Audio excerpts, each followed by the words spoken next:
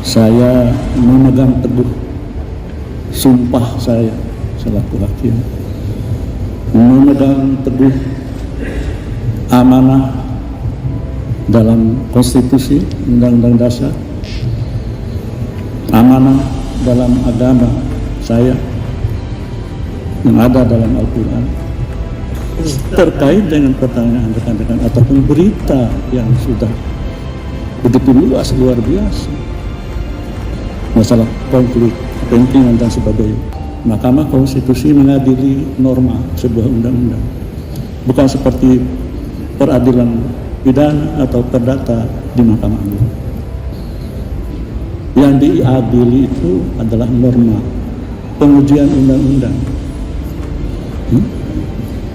Jadi norma abstrak itu jadi bukan mengadili fakta atau sebuah kasus. Itu yang bisa saya sampaikan. Kalau begitu saya tanya Pak, putusan MK kemarin,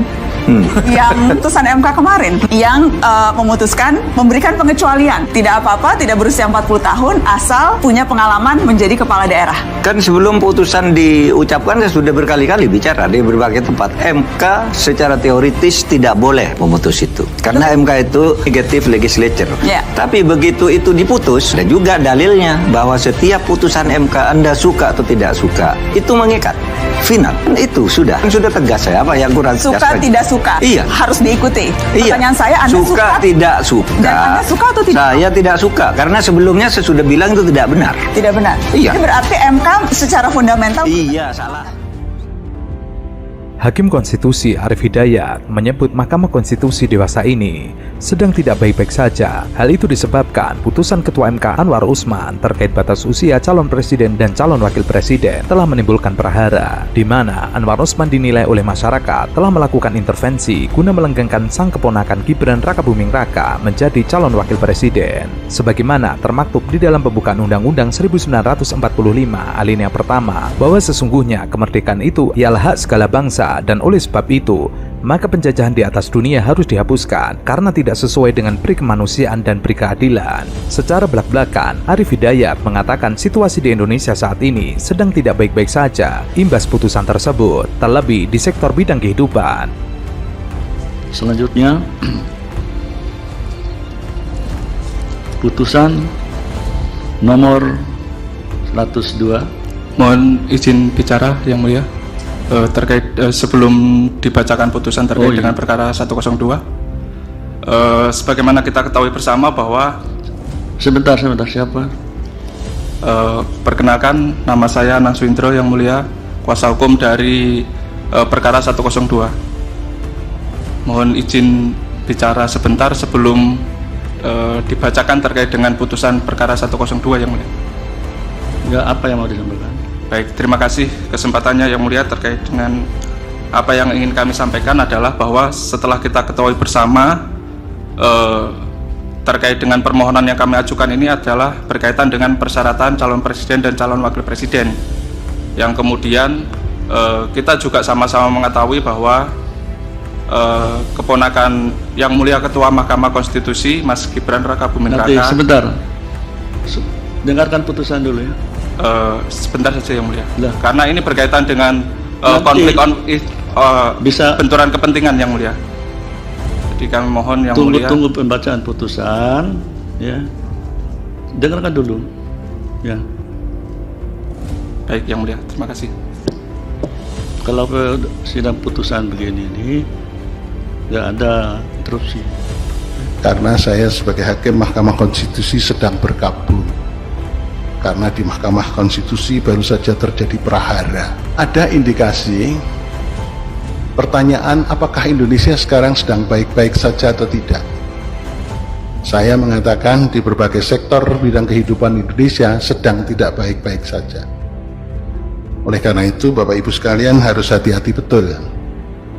Sekarang ada kecenderungan sistem ketatanegaraan dan sistem bernegara yang sudah jauh dari keinginan pembukaan Undang-Undang Dasar 45. Bayangkan Bapak Ibu sekalian, di era Soeharto, era rezim Orde Baru atau Orde Lama pun, itu tidak ada kekuatan yang terpusat di tangan-tangan tertentu.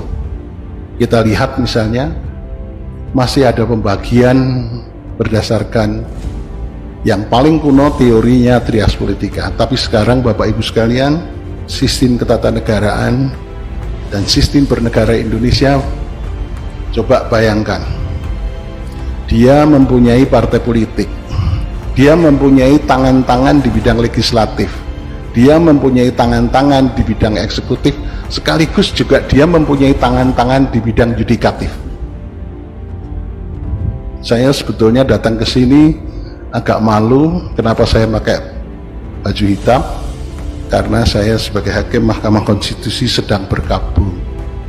Karena di Mahkamah Konstitusi baru saja terjadi prahara. Kemudian ia mengatakan alasannya datang ke acara Konferensi Hukum Nasional dalam keadaan malu menanggung cibiran masyarakat terkait putusan batas usia minimal Capres dan Cawapres. Sementara, sebanyak 16 guru besar serta pengajar hukum tata negara akan melaporkan Ketua Mahkamah Konstitusi Anwar Usman ke MK.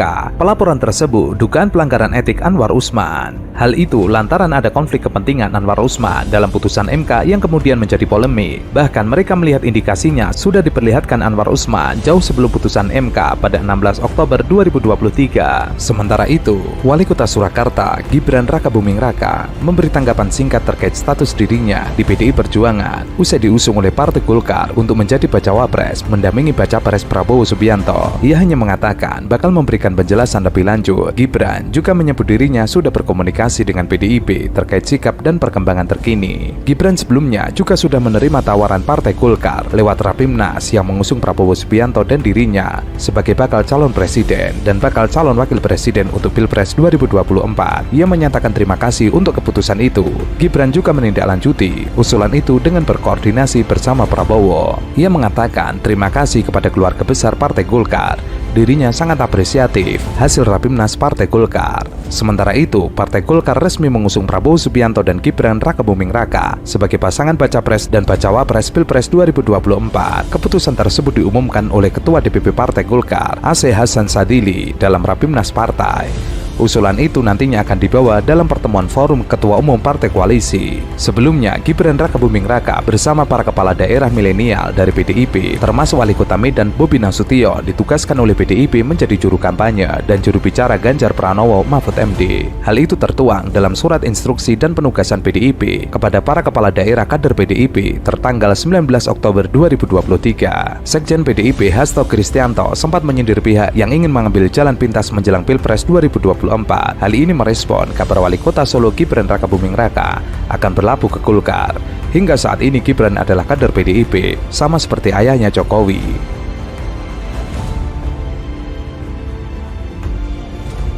Dewan Pimpinan Cabang PDIP Kota Surakarta menunggu Gibran Rakabuming Raka mengembalikan kartu tanda anggota yang pernah dibuatnya saat pertama kali menjadi kader partai berlambang banteng moncong putih tersebut. Hingga saat ini, Gibran belum mengembalikan KTA. Menurut Ketua DPC PDIP Kota Surakarta, berkaitan dengan kontestasi politik, setiap warga negara berhak dicalonkan dan mencalonkan, serta berhak dipilih dan memilih selama memenuhi syarat usia.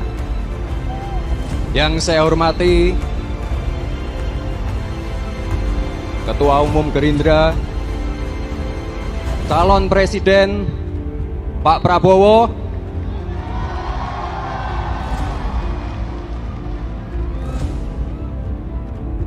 tenang saja Pak Prabowo,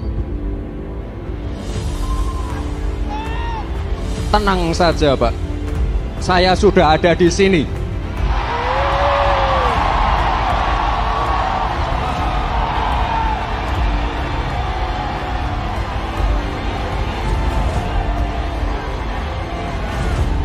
Gibran dicalonkan oleh partai lain, itu hak Gibran, keputusan di tangan Gibran. Kalau sudah memutuskan bergabung dengan partai lain, otomatis Gibran mengembalikan kartu tanda anggota PDIP ke DPC. Ia mengatakan sejauh ini belum ada pengembalian dan belum ada komunikasi yang terjalin antara PDIP Kota Surakarta dengan Gibran usai pengumuman bakal Capres dan Cawapres dari kubu Prabowo Subianto. Pada pengumuman tersebut diputuskan Prabowo menggandeng Gibran untuk maju ke pemilihan presiden 2024. Kenapa Partai Golkar berpikir anak muda, Pak? Kita punya sejarah. Contohnya, Sultan Syahrir menjadi Perdana Menteri pertama sejak Indonesia diproklamirkan oleh Soekarno-Hatta.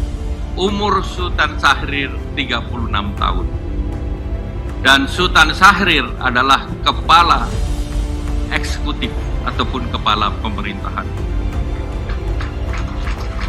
Jadi kalau Sultan Syahrir bisa, maka saya yakin under 40 tahun anak juga siap mendampingi Bapak Prabowo Subianto. Syahrir dianggap sukses bersama Soekarno-Hatta yang juga pada waktu itu muda juga, Pak. Waktu itu under 40 juga, Pak. Tadi malam, Pak, kami rapat cukup lama, cukup hangat, tapi semuanya konsensus mengusulkan, saya tanya dulu, mengusulkan dan mendukung Mas Gibran Rakabuming Raka untuk kita pasangkan dengan Pak Prabowo sebagai bakal calon presiden Republik Indonesia. Mohon doa restu dari seluruh rakyat Indonesia, mengucapkan terima kasih kepada pendukung-pendukung dan pengusung-pengusung kami semuanya. Dan saya ingin di sini menyampaikan tekad kami bersama dengan saudara-saudara untuk maju minta mandat dari rakyat Indonesia, karena kita menghadapi titik yang sangat penting dalam sejarah bangsa Indonesia. Kita menghadapi titik di mana kita bisa bangkit menuju Indonesia yang hebat, Indonesia yang bebas dari kemiskinan, Indonesia yang bebas dari kelaparan, Indonesia yang bebas dari kurang gizi, Indonesia yang anak-anaknya akan tumbuh gembira, kuat, dan cerdas. Indonesia di mana kekayaan Indonesia akan dipergunakan sebesar-besarnya untuk seluruh rakyat Indonesia. Gibran memang tidak ada komunikasi sama sekali. Mestinya kalau sudah menjadi anggota partai lain, otomatis sudah bukan anggota PDIP dan mestinya mengembalikan KTA. Begitu juga surat pengunduran diri belum masuk ke DPC PDIP Kota Surakarta. Meski demikian, hingga kini belum ada kepastian. Sementara itu, pengamat Rocky Gerung memberikan tanggapan terkait pidato Ketua Umum Partai Golkar Erlangga Hartarto yang menyamakan sosok Gibran Rakabuming Raka dengan tokoh nasional Sultan Syahrir. Ia menilai Ketua Umum Partai Golkar terlalu berlebihan menyamakan dua orang tersebut. Enggak. Waktu tinggal 111 hari. Saya tidak mau memikirkan apapun. Nggak mau mikirin Gibran, nggak mau mikirin yang lain-lain. Saya cuma berpikir untuk memenangkan Ganjar Pranowo dan Pak Mahfud MD. Saya tidak mau membuang waktu yang sangat pendek ini untuk mikirin yang di luar dari yang bisa menghasilkan suara. Itu aja. Nah Bang, kalau untuk komunikasi terakhir sama Gibran kapan? Gue jarang komunikasi sama dia ya. Komunikasi gue paling banyak sama rakyat. Survei berikutnya udah naik. Survei berikutnya sudah naik. Bocoran Bang, berapa persen Bang? Persentase belum, tapi kita ngeliat ada indikasi survei berikutnya sudah naik. Itu loh. Apa? Iya dong. Ganjar nih orang yang rekam medisnya baik, orang rekam jejaknya baik. Rakyat itu kan akan diberikan janji oleh banyak orang tuh. Kalau begini, nah bagaimana menguji janji itu akan ditepati atau tidak? Sebelum terrealisasi, periksa dulu rekam jejaknya. Dari rekam jejaknya kita akan mampu mengukur apakah janji-janji itu mampu direalisasikan atau tidak. Jadi gua akan menyerukan pada seluruh rakyat Indonesia, periksa rekam jejak setiap calon presiden kita, setiap calon wakil presiden kita, dan periksa juga rekam medisnya agar kita tahu secara fisik dia sanggup tidak kemudian menjaga Indonesia yang sangat luas ini. Turun ke bawah, temui rakyat, datangi rumah-rumah, rebut kemenangan. Termasuk teman-teman koalisi ya? Iya dong. Arahannya buat memasang banner terhadap setiap caleg? Ya, pasang setiap caleg partai yang bekerja sama, pasang wajah Pak Ganjar, pasang wajah Pak Mahfud, datangi rumah-rumah, temui masyarakat, dan jelaskan tentang Pak Ganjar dan Pak Mahfud. Mahfud gagal berapa? Kita akan bekerja maksimal untuk memenangkan mereka, bukan untuk urutan kedua, bukan untuk urutan ketiga, kita akan memenangkan mereka. Dan sekarang semua mesin itu sudah bergerak.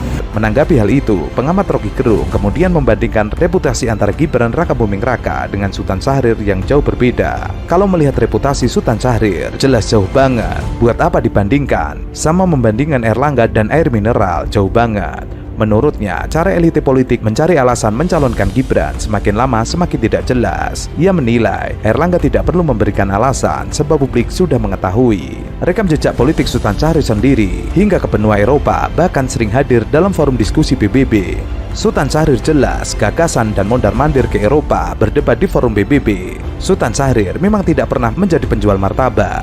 Selain itu, ia menambahkan bahwa yang dilakukan sebagai upaya menyembunyikan maksud tertentu. Ketua Golkar tidak memiliki narasi hingga akhirnya memberikan narasi konyol. Erlangga tidak mengerti sejarah bangsa Indonesia.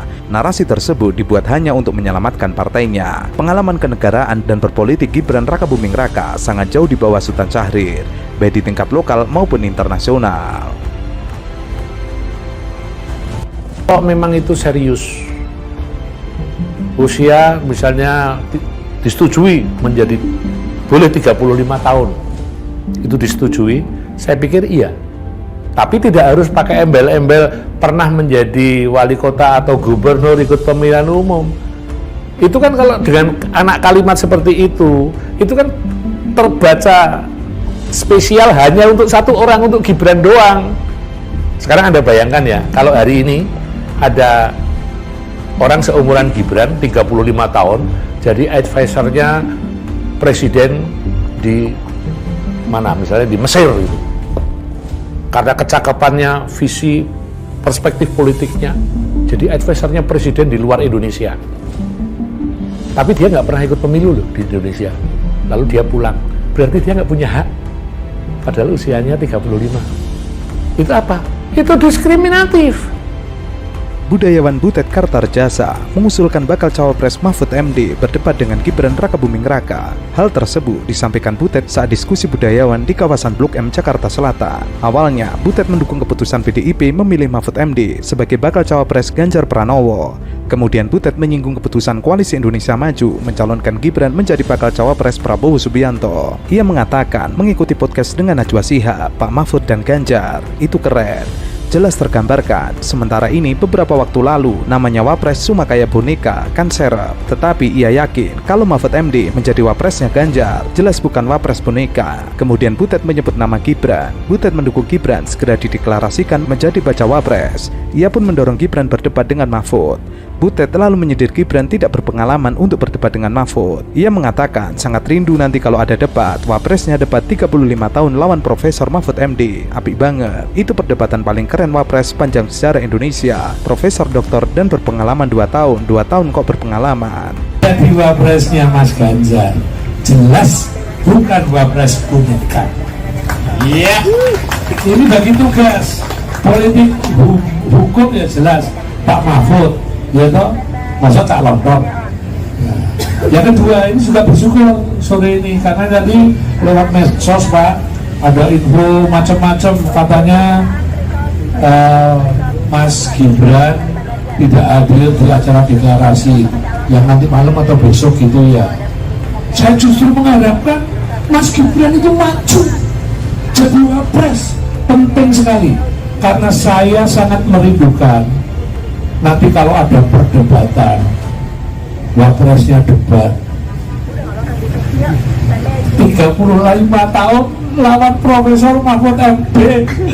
Asu tau? Wah, apik banget. Itu perdebatan paling keren wapres sepanjang sejarah Indonesia. Oh, Profesor Dokter Cahat berpengalaman 2 tahun. 2 tahun nggak berpengalaman. Udah itu aja nanti kepanjangan. Nanti miso-miso. 2 tahun nyicil Mio aja belum lunas itu. Iya, nanti 5 tahun. Aduh. 2 tahun nggak pakai cicilan. Nyocol sana nyocol sini. Kalau DP-nya gede ya Bisa ya, tapi udah langsung jual lagi. Sementara itu, Butet juga menyebut sikap-sikap politik yang telah ditunjukkan Ketua Umum DPP PDIP Megawati Soekarno Putri bukanlah level atau pada tataran politisi pada umumnya. Megawati sudah berada pada level makrifat politik dan setara seorang negarawan, termasuk dalam pencapresan Ganjar Pranowo. Menurut Butet, kiprah dan sepak terjang Megawati termasuk pemikirannya sudah jauh melangkah ke depan agar nasib bangsa dan generasi selanjutnya bisa melompat lebih maju. Megawati sudah tidak memikirkan dirinya sendiri, tetapi sudah melampaui hal tersebut. Butet mengungkapkan level makrifat politik Megawati sudah terlihat jelas pada pemilu 2014. Pada saat itu, Megawati menugaskan Jokowi sebagai kader PDIP menjadi cawapres mengalahkan egonya sendiri. Begitu juga dalam menghadapi Pilpres 2024. Megawati menunjukkan sikap negarawan dengan menunjuk Ganjar Pranowo sebagai bakal capres PDIP. Kalau memang itu serius, usia misalnya disetujui menjadi boleh 35 tahun, itu disetujui, saya pikir iya. Tapi tidak harus pakai embel-embel pernah menjadi wali kota atau gubernur ikut pemilihan umum. Itu kan kalau dengan anak kalimat seperti itu kan terbaca spesial hanya untuk satu orang, untuk Gibran doang. Sekarang Anda bayangkan ya, kalau hari ini ada orang seumuran Gibran 35 tahun jadi advisernya presiden di mana, misalnya di Mesir gitu. Karena kecakapannya, visi, perspektif politiknya, jadi advisernya presiden di luar Indonesia. Tapi dia nggak pernah ikut pemilu loh di Indonesia. Lalu dia pulang, berarti dia nggak punya hak. Padahal usianya 35. Itu apa? Itu diskriminatif. Berarti hanya seseorang yang pernah ikut pemilihan umum jadi ikut di pilkada atau pilkada baru boleh menjadi pemimpin bangsa. Nggak adil. Sekarang kawan-kawan kita, anak-anak muda ini yang menguasai dunia IT, mana pernah mereka itu ngimpi jadi ASN atau mimpi ikut pilkada, tapi keahliannya mungkin jadi advisernya para pemimpin dunia. Bisa terjadi. Lalu dia nggak boleh berkesempatan jadi wapres. Nggak adil kan? Diskriminatif tuh. Ya berarti kemarin ini keputusan Mahkamah Konstitusi berikut anak kalimatnya itu semata-mata hanya disiapkan, ditujukan untuk memberangkatkan Mas Gibran, putranya Pak Jokowi dan Ibu Iriana. Ini yang cuma urusan domestik. Masa perkara domestik kok mempertaruhkan bangsa dan negara? Itu ya hal yang mustahil toh. Rakyatnya ini juga diberi akal sehat dan kewarasan.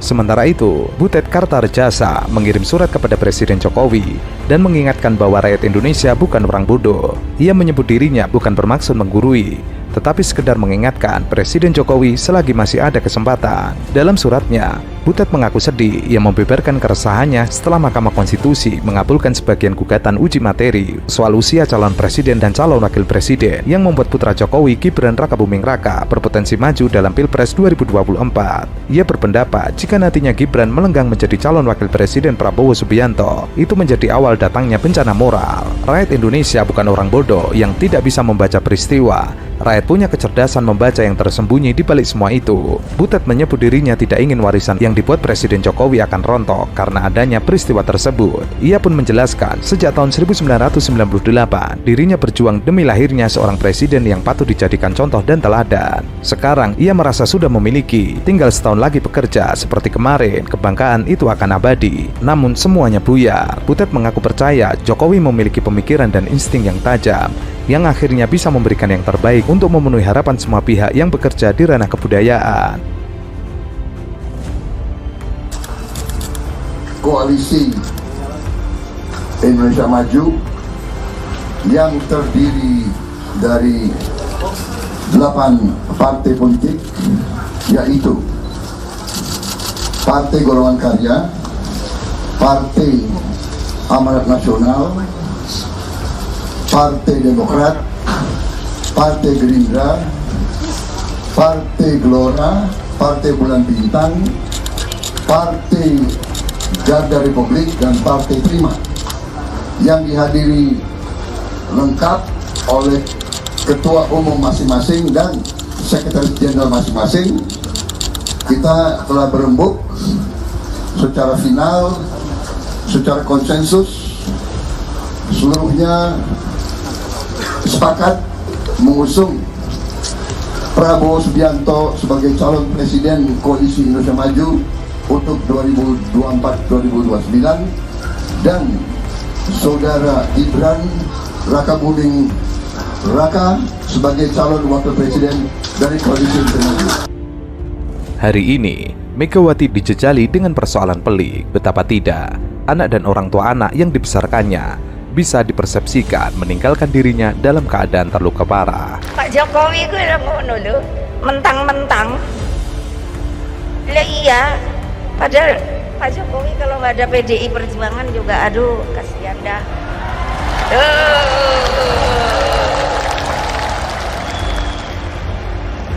Lo legal formal lo.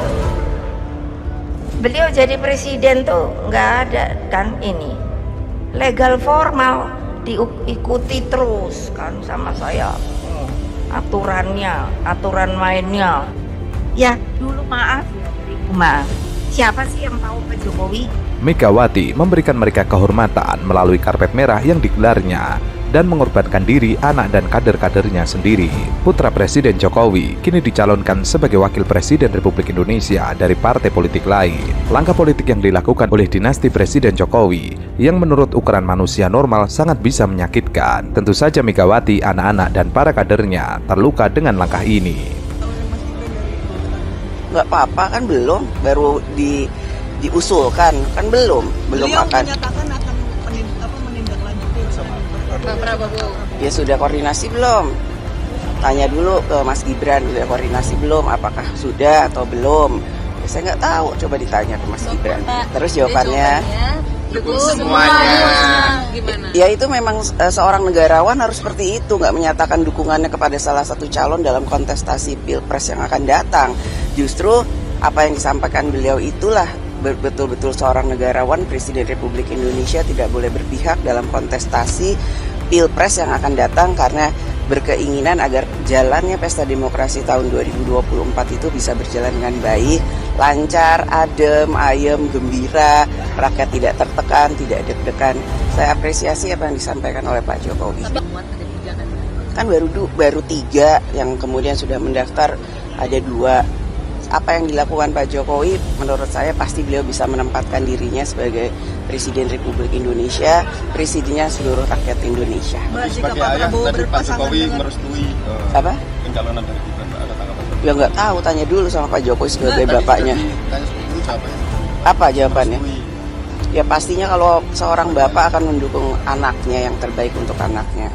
Sebelum ada hal-hal seperti ini juga, insya Allah PDI Perjuangan sudah menyiapkan strategi seperti yang lain-lainnya untuk bisa insya Allah memenangkan kontestasi dan pileg pilpres yang akan datang. Gibran naik menjadi wali kota Solo atas dukungan Megawati dengan cara mengorbankan hasrat dan keinginan kadernya sendiri. Langkah Gibran berbanding lurus dengan jalan yang ditempuh sang ayah Jokowi. Megawati bersama partainya PDIP mengorbankan kadernya yang lain untuk jalan mulus Jokowi menjadi wali kota Solo 2 periode. Belum cukup dengan ini, Yusuf Kala, Wakil Presiden Republik Indonesia ke-10 dan 12, membujuk Megawati agar Jokowi diberi peluang dan kepercayaan menjadi Gubernur DKI Jakarta. Megawati menyetujui usulan Yusuf Kala tersebut, kendati harus menempuh jalan berbeda dengan suaminya karena almarhum Taufik Kemas mendukung orang lain. Waktu berjalan, ambisi kian menaik. Jokowi berhasrat menjadi Presiden Republik Indonesia. Megawati mengurungkan niatnya untuk maju dan memberi jalan mulus untuk mewujudkan ambisi Jokowi. Megawati melepaskan segala ambisi dan hasrat keluarga dan kader-kadernya yang lain untuk Jokowi. Ia tidak mengumbar tuntutan karena ia membayangkan orang lain sama dengan dirinya. Megawati tidak mengayun kampak amuk marah. Ia hanya mengelus dada menahan rasa sakit yang kian mendera badan dan pikirannya. Semua ongkos politik dengan segala masalahnya yang ada telah ia bayar. Ketika Jokowi maju sebagai wali kota Solo, gelas berisi 1/4 air yang hendak diminum kadernya di Solo, tetapi Jokowi haus tak kepalang, maka air itu batal diminum oleh kader PDIP, tetapi diberikan Jokowi. Beberapa tahun kemudian, Jokowi haus lagi. Ia ingin menjadi gubernur DKI Jakarta. Air minum yang berisi setengah gelas hendak diminum oleh orang lain. Tetapi demi Jokowi, Megawati menyerahkan segelas air tersebut ke dirinya, bukan ke orang lain. Belum selesai di sini, menantu Jokowi pun, Bobi Nasution, melewati karpet merah untuk menjadi wali kota Medan. Lagi-lagi kader PDIP disisihkan demi Bobi Nasution. Sementara itu, politikus senior PDIP, Arya Bima mengaku tidak ikhlas apabila Presiden Jokowi dan wali kota Surakarta Gibran Rakabuming Raka mendukung bakal calon presiden di luar partai PDI, termasuk Prabowo Subianto. Tidak hanya itu, Ari juga menyinggung manuver Presiden Jokowi yang beberapa kali menunjukkan sikap dukungan kepada Capres Koalisi Indonesia Maju Prabowo. Adapun manuver Jokowi makin terlihat dengan pergerakan politik kedua putranya, yakni Gibran dan Kaisang Pangarep. Untuk itu, Ari mempertanyakan ke Jokowi alasan dinamika itu bisa terjadi. Padahal, semua pencapaian sudah diberikan oleh PDI kepada Jokowi, hingga akhirnya menduduki kursi presiden. Kita boleh bersaing, berkompetisi antar partai, tetapi jangan sampai saling menjatuhkan. Titipan saya itu. Yang kedua, tadi Pak Ari menyampaikan, saya ini 2 kali wali kota di Solo menang. Kemudian ditarik ke Jakarta, gubernur sekali menang. Kemudian 2 kali di pemilu presiden juga menang. Mohon maaf Pak Prabowo.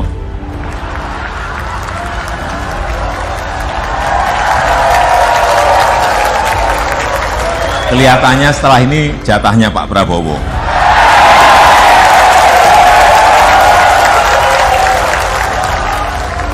Ari pun mewajarkan pernyataan Ketua DPP PDI Puan Maharani yang menanyakan sikap Presiden Jokowi di pemilu 2024. Saat itu Puan menanyakan, Pak Jokowi masih mendukung Ganjar atau yang lain? Menurut Arya, pernyataan itu tidak mungkin terlontar dari Puan jika kondisinya baik-baik saja. Itu pertanyaan retoris dari Puan Maharani.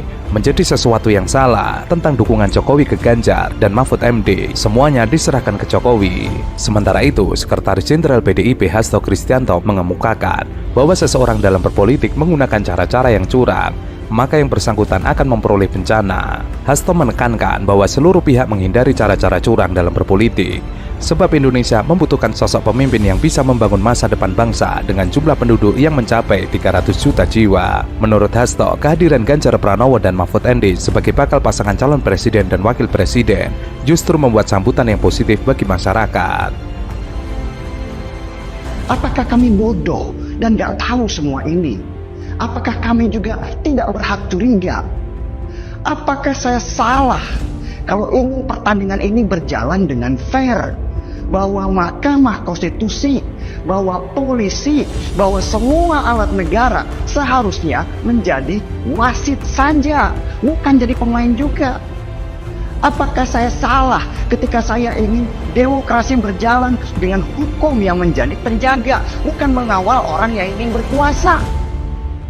Putusan Mahkamah Konstitusi yang mengabulkan gugatan syarat pencalonan Capres dan Cawapres menjadi berusia paling rendah 40 tahun atau pernah sedang menduduki jabatan yang dipilih melalui pemilihan umum termasuk pemilihan kepala daerah terus menuai kritik sejumlah pihak. Seperti diketahui, putusan MK itu membuka peluang putra Jokowi, Gibran Rakabuming Raka yang kini menjabat sebagai wali kota Solo, maju menjadi Cawapres di Pilpres 2024 mendatang mendampingi Prabowo Subianto. Pegiat media sosial yang merupakan pendukung Ganjar Pranowo, Denny Siregar, sempat melontarkan sindiran atas putusan itu kepada para politisi Partai Solidaritas Indonesia, khususnya Kaisang Pangarep. Hal itu Denny katakan melalui cuitan akun di X. Yang menarik itu, teman-temanku dulu PSI benar-benar gak ada suaranya sesudah dagelan MK itu. Hilang semuanya, biasanya mereka posting yang ceria-ceria. Menurut Denny, pihaknya akan melawan putusan MK yang dianggapnya tengah membangun dinas politik Jokowi dengan memenangkan Ganjar Pranowo. Lah, yang melawan dengan memenangkan Ganjar dong. Ia mengaku marah atas putusan MK sebagai tanda sayang. Ia menyatakan marah, tandanya ia sayang. Kalau ia benci, maka ia diam. Tidak peduli apapun yang dilakukan. Bahkan ia mengaku tidak ingat bahwa ia pernah berteman. Selamat pagi orang-orang yang lidahnya bisa dipegang dan kuat memegang janji. Menurutnya, masih saja ada pihak yang mengatakan ke dirinya, apa salahnya bila Gibran maju menjadi Cawapres? Denny kemudian mencuit, masih ada saja yang ngomong, Seperti diketahui, diloloskannya Gibran maju menjadi cawapres di Pilpres 2024 ini tepat atau persis sesuai dengan bocoran yang diungkapkan oleh pegiat media sosial Denny Siregar. Denny Siregar belakangan kerap mengkritik Jokowi atas hal ini yang menurutnya sedang membangun dinasti politik. Bahkan, kritik juga mengaitkan Ketua MK Anwar Usman yang merupakan ipar Presiden Jokowi. Sehingga sempat viral bahwa MK bukanlah Mahkamah Konstitusi tetapi menjadi Mahkamah Keluarga. Denny Siregar mengaku dapat bocoran berupa informasi yang sudah terkonfirmasi bahwa putusan MK akan memberi jalan secara konstitusi bagi Gibran Rakabuming Raka, putra Jokowi, untuk maju di Pilpres sebagai cawapres pendamping Prabowo Subianto. Seperti diketahui, terkait kritikan Denny atas upaya Jokowi membangun dinasti politiknya, akhirnya ia ditendang dari Cokro TV. Denny yang dulunya adalah pendukung setia Jokowi kini mengaku kecewa dengan apa yang dilakukan oleh Jokowi. Menurutnya, saat ini Ganjar Pranowo akan melawan orang yang dulu pernah ia bela. Yang saya heran nih, Pak Jokowi, maaf ya, juga seakan-akan tuli dan buta. Ketika saya teriak untuk selamatkan konstitusi, untuk selamatkan nama baik, saya dituduh menyerang. Saya ini pendukung Jokowi selama 2 kali pilpres. Tapi saya bukan penjilat yang mengiyakan apa saja, apalagi kalau itu sebuah kesalahan besar. Saya sebenarnya nggak terlalu peduli dengan narasi politik dinasti atau apapun juga. Saya hanya peduli terhadap nasib bangsa ini ketika hukum bisa dimainkan oleh penguasa. Itu pengkhianatan terhadap reformasi namanya. Seharusnya Pak Jokowi itu gelisah ketika namanya ditarik-tarik dalam melegalkan permasalahan di Mahkamah Konstitusi ini. Kenapa Pak Jokowi nggak melarang saja anaknya yang belum cukup umur sesuai konstitusi supaya tidak ikut Pilpres 2024 ini? Apalagi Pak Jokowi kan tahu kalau ipar Bapak yang menjadi ketua Mahkamah Konstitusi ini. Atau apakah Bapak juga menikmatinya? Dengan dalih demokrasi, dengan dalih biarkan rakyat yang memilih. Tapi konstitusi yang bilang bahwa anak Bapak belum cukup umur, itu ditabrak juga. Itu kan munafik namanya. Itu kan namanya bermuka dua. Nggak ada satupun langkah yang membuat banyak orang nyaman bahwa keluarga Bapak tidak terlibat ini semua. Malah semuanya terlihat disetting untuk menguruskan itu semua. Apakah kami bodoh dan gak tahu semua ini? Apakah kami juga tidak berhak curiga? Apakah saya salah kalau ingin pertandingan ini berjalan dengan fair? Bahwa Mahkamah Konstitusi, bahwa polisi, bahwa semua alat negara seharusnya menjadi wasit saja, bukan jadi pemain juga. Apakah saya salah ketika saya ingin demokrasi berjalan dengan hukum yang menjadi penjaga, bukan mengawal orang yang ingin berkuasa? Apakah saya salah? Kalau di awal saja sudah berpihak, maka ketika nanti di garis finish pertandingan ada perselisihan, apakah juga bisa netral atau sudah disetting untuk memenangkan seseorang? Maaf, saya sudah muak. Mungkin bukan saya saja, kami semua sudah muak. Muak melihat kotornya cara-cara untuk memenangkan pertandingan. Muak melihat orang-orang yang haus kekuasaan dan menghalalkan segala cara. Muak melihat reformasi yang dulu diperjuangkan dengan korban nyawa mahasiswa harus dihancurkan sekarang. Saya pakai ikat kepala ini untuk menunjukkan sikap pribadi saya, gak terkait dengan dukungan saya kepada siapapun. Saya muak, mungkin sudah sampai level pengen muntah. Dalam pertandingan apapun, lawannya siapapun, saya itu gak pernah takut kalah. Saya hanya marah ketika ada potensi rusaknya aturan-aturan negara hanya karena nafsu berkuasa. Kalau aturan itu dilanggar, maka rusaklah semua fondasi bernegara kita.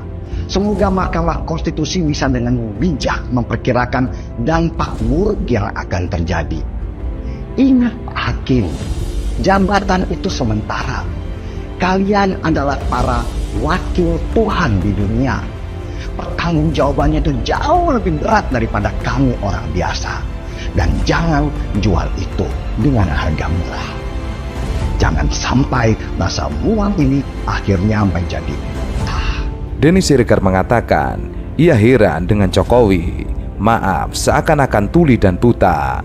Denny juga menyinggung saat dimana dirinya tentang penyelamatan konstitusi.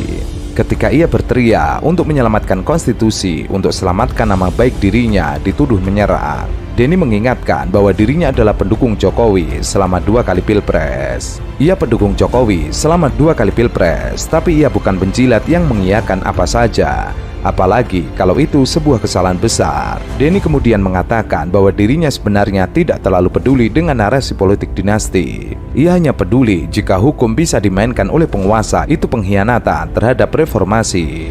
Denny menilai dengan isu yang beredar, Jokowi seharusnya gelisah ketika namanya ditarik dalam melegalkan permasalahan di Mahkamah Konstitusi. Kenapa Jokowi tidak melarang saja anaknya yang belum cukup umur sesuai konstitusi supaya tidak ikut Pilpres 2024? Terlebih, ketua mahkamah saat ini adalah ipar dari Jokowi. Tahu semua ini, apakah kami juga tidak berhak curiga? Apakah saya salah kalau ingin pertandingan ini berjalan dengan fair?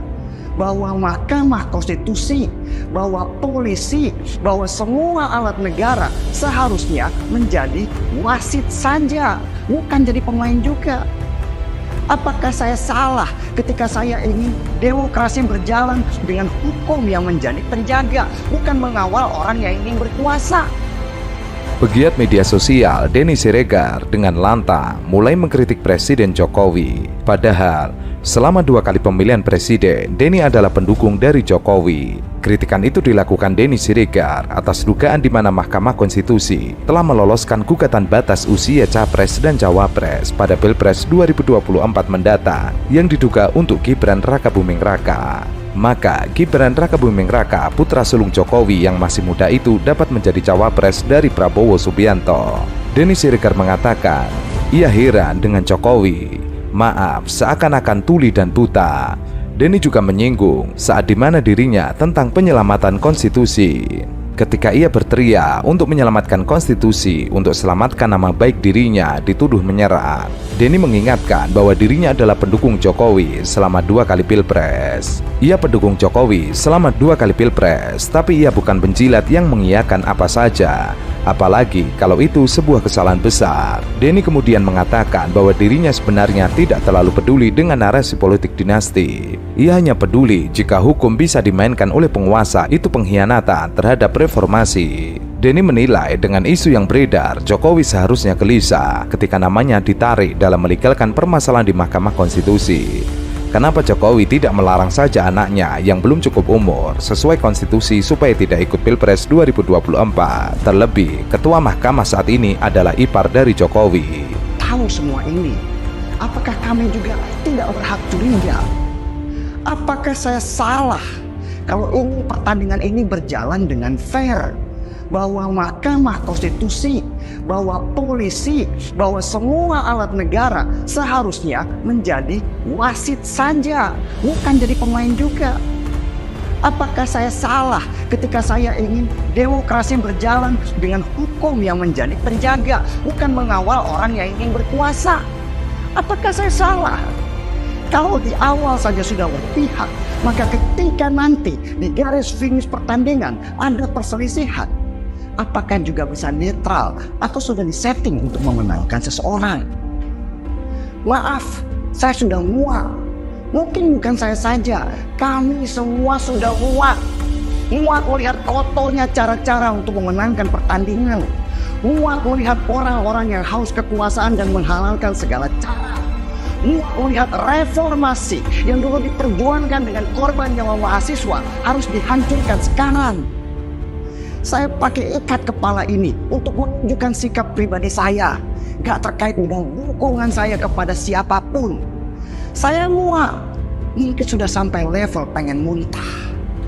Dalam pertandingan apapun, lawannya siapapun, saya itu gak pernah takut kalah. Saya hanya marah ketika ada potensi rusaknya aturan-aturan negara hanya karena nafsu berkuasa. Kalau aturan itu dilanggar, maka rusaklah semua fondasi bernegara kita. Semoga mimpi buruk yang terus menghantui kepala saya nggak terjadi. Semoga Mahkamah Konstitusi bisa dengan bijak memperkirakan dampak buruk yang akan terjadi. Ingat hakim, jabatan itu sementara. Kalian adalah para wakil Tuhan di dunia. Pertanggungjawabannya itu jauh lebih berat daripada kamu orang biasa. Dan jangan jual itu dengan harga murah. Jangan sampai rasa muak ini akhirnya menjadi Denny menyayangkan jika konstitusi ditabrak juga. Konstitusi bilang bahwa anak bapak belum cukup umur itu ditabrak juga, kan munafik namanya. Namanya bermuka dua. Hal tersebut diungkap Denny setelah mengungkap penilaiannya soal MK. Mahkamah Konstitusi, lembaga yang seharusnya bisa dihormati, tiba-tiba membuat pernyataan telah mengumumkan keputusannya tentang gugatan batas usia minimal Capres dan Cawapres. Padahal 3 hari setelah putusan itu, yakni tanggal 19 Oktober 2023, adalah masa pendaftaran Capres dan Cawapres. Denny menilai seharusnya MK memilih untuk mengundur putusannya. Hal ini menurut Denny dapat dilakukan guna menghindari segala keributan. Kenapa harus dipaksakan mendekati pendaftaran? Apakah ini memang settingan untuk meloloskan anak Jokowi? Sampai hari ini hampir seluruh rakyat Indonesia itu sedang menyorot yang sedang terjadi di Mahkamah Konstitusi soal sejumlah gugatan yang dilakukan oleh partai politik, kelompok perorangan terkait dengan syarat Capres dan Cawapres ya. Kan yang diterima itu baru 4 ya. Maksudnya ditolak baru 4 ya, kalau kita bacakan satu persatu. Nah, yang paling ditunggu itu adalah masih ada 2 gugatan yang belum diputus oleh Mahkamah Konstitusi, terutama nomor 90 dan 91 soal tetap usia 40 tahun atau pernah sebagai kepala daerah. Ini belum diputus, Pak. Nomor 90 dan nomor 91 terkait dengan bagaimana umur 40 dan atau pernah sebagai kepala daerah. Sampai hari ini masih kita tunggu bagaimana jalannya persidangan itu, Mas. Ini satu pasal yang menurut saya paling banyak menggantung dan paling banyak ditunggu oleh publik saat ini. Sangat mungkin. Ini kan menunjukkan betapa dinamisnya para hakim MK menyikapi setiap gugatan yang dilakukan oleh para penggugat ya, baik dari pihak partai politik ataupun dari kepala-kepala daerah yang kemudian sempat ditolak gitu ya. Nah, yang paling banyak ditunggu itu adalah soal gugatan nomor 90 dan 91. Tetap umur 40 tahun atau pernah menjadi kepala daerah. Itu saat ini masih menggantung, Mbak. Itu gugatan yang dilakukan oleh perseorangan kalau tidak salah. Bagi siapapun yang mengklaim ini memperjuangkan demokrasi, mengawal Mahkamah Konstitusi, jangan terlampau girang dulu. Karena masih ada satu yang belum diputuskan, yaitu tentang apakah yang umurnya 40 tahun tapi pernah atau sebagai kepala daerah itu boleh maju atau tidak. Ini belum diputuskan oleh Mahkamah Konstitusi. Tapi kalau melihat kecenderungan rata-rata, sepertinya ini tidak ada persoalan yang cukup serius ya. Karena kan model penggugatannya secara substansi sama. Soal umur ditolak, soal pernah sebagai penyelenggara ditolak gitu ya. Termasuk yang saat ini belum diputus, nomor 90 dan 91. Umur tetap 40 dan atau pernah sebagai kepala daerah, itu juga belum diputuskan. Kalau melihat substansi dan kecenderungannya, rasa-rasanya ini ditolak oleh Mahkamah Konstitusi. Denny menilai jika itu terjadi, maka rusaknya demokrasi di Indonesia. Demokrasi kita rusak semua perjuangan reformasi. Ketika hukum yang seharusnya menjadi panglima, malah menjadi alat penguasa. Hal ini menurut Denny seharusnya eksekutif, legislatif, dan yudikatif saling mengawasi, bukan digunakan untuk melanggengkan kekuasaan. Begitu maunya, mau seperti zaman Orba yang berkuasa 32 tahun. Dalam video itu, Denny Siregar bahkan menggunakan ikat kepala dengan tulisan tagar "Kami Mua". Ia mengatakan mua mungkin bukan dirinya saja, tapi semua mua. Denny mengaku dirinya muak melihat orang-orang yang haus kekuasaan dan menghalalkan segala cara. Politikus PDIP, Masinton Pasaribu, menyebut putusan Mahkamah Konstitusi terkait syarat maju Capres-Cawapres tidak murni sebagai putusan yang berdiri sendiri. Masinton menyebut putusan MK tersebut bagian dari skenario besar yang dibuat oleh Jokowi. Putusan MK adalah bagian dari desain skenario besar atau grand skenario politik pelanggengan kekuasaan. Menurutnya, hasil putusan MK ini berdampak pada munculnya isu penundaan pemilu 2024. Kedua, otak-atik penambahan masa periode jabatan presiden, serta memanfaatkan MK sebagai lembaga negara. Masinton mengatakan, hasil putusan MK terhadap 6 materi gugatan yang dilayangkan tidak konsisten. Maka, kalau kita lihat persidangan MK hari ini, ada 6 pengujian dengan materi gugatan yang hampir sama. Namun, putusan MK tidak konsisten dengan putusannya. Bahkan, hakim-hakim MK yang menyampaikan dissenting opinion seperti Saldi Isra yang juga Wakil Ketua MK mengaku bingung soal adanya penentuan perubahan keputusan MK dengan cepat. Menurutnya, hal tersebut jauh dari penalaran yang wajar. Masa saya harus mengorbankan integritas saya harus melanggar atau melangkahi sumpah saya. Sejak awal, saya ulangi lagi tadi kan, kami bersembilan ini termasuk saya, kami tidak tunduk dan tidak takut pada siapapun. Kami hanya tunduk pada konstitusi dan hanya takut kepada Tuhan yang Maha Kuasa. Itu komitmen kami. Ini kan dekat sekali dengan momentum mau pemilihan umum. Dekat banget begitu. Apakah ini digunakan sekarang atau untuk pemilu 2029? Pertanyaan besar kami sebetulnya. Mengapa kok didorong ke 35, tidak ke 30 misalnya? Atau ke 25? Menurut kami, tadi di keterangan baik pemerintah maupun DPR, itu kan ada setting politik yang berbeda, kebutuhan yang berbeda. Tapi itu sama sekali tidak dieksplisitkan. Setting politik dan kebutuhan politik apa yang menyebabkan kita harus mengubah batas usia minimum itu? Apa alasan yang bisa membenarkan itu? Kalau dibaca implisit ya, keterangan DPR dan keterangan pemerintah, walaupun di ujungnya menyerahkan kepada kebijaksanaan yang mulia Hakim Konstitusi, itu kan bahasanya bersayap kalau begitu. Dua-duanya kan mau ini diperbaiki. Kalau pemerintah dan DPR sudah setuju, mengapa tidak diubah saja undang-undangnya? Jadi tidak perlu melempar isu ini, soal ini di Mahkamah Konstitusi untuk diselesaikan. Sebelumnya, Mahkamah Konstitusi Indonesia mengabulkan sebagian permohonan gugatan uji materi Pasal 169 huruf Q Undang-Undang Nomor 7 Tahun 2017 tentang pemilihan umum terkait batas usia calon presiden dan calon wakil presiden. Gugatan yang dilayangkan oleh Almas Sakib Biru terregister dengan nomor 55. Gugatan yang dikabulkan sebagian tersebut dalam petitum ingin mengubah batas usia minimal capres-cawapres menjadi 40 tahun atau memiliki pengalaman sebagai kepala daerah. Ketua MK Anwar Usman mengatakan mengabulkan permohonan pemohon untuk sebagian. Sementara itu, Ketua Dewan Nasional Setara Institut Hendardi menilai Mahkamah Konstitusi sudah mengambil peran DPR dan Presiden karena mengabulkan permohonan uji materi tentang batas usia capres dan cawapres. MK mengabulkan sebagian gugatan yang diajukan oleh Almas Sakib Biru soal batas usia minimal calon presiden dan wakil presiden. Menurut Hendardi, MK sesuka hati menafsirkan ketentuan open legal policy sesuai selera penguasa. MK yang mengklaim sebagai satu-satunya lembaga penafsir konstitusi, nyatanya telah memimpin penyimpangan kehidupan berkonstitusi dan mempromosikan keburukan atau kejahatan konstitusional. Hendardi menyebut, jika dengan putusan ini Gibran Rakabuming Raka melenggang ke bursa Pilpres, maka bisa dipastikan putusan MK ini memang tujuannya untuk mempermudah anak Presiden Jokowi melanjutkan kepemimpinan sang ayah dan meneguhkan dinasti Jokowi dalam perpolitikan Indonesia. Putar semua cerita. Ini persis seperti drama Yunani itu. Jadi diselamatkanlah oleh seseorang, biasanya supaya nggak macet cerita, diselamatkan oleh seorang. Jadi Ketua Mahkamah Konstitusi itu belagak nggak ngerti apa-apa, tapi begitu dia tiba di atas panggung, dia udah tahu sebetulnya apa yang mesti dia putuskan. Dan ini menunjukkan betapa kong-kali-kong itu memang berlangsung secara sistematif. Jadi memang diatur supaya harus lolos apa yang diinginkan Presiden Jokowi harus terjadi.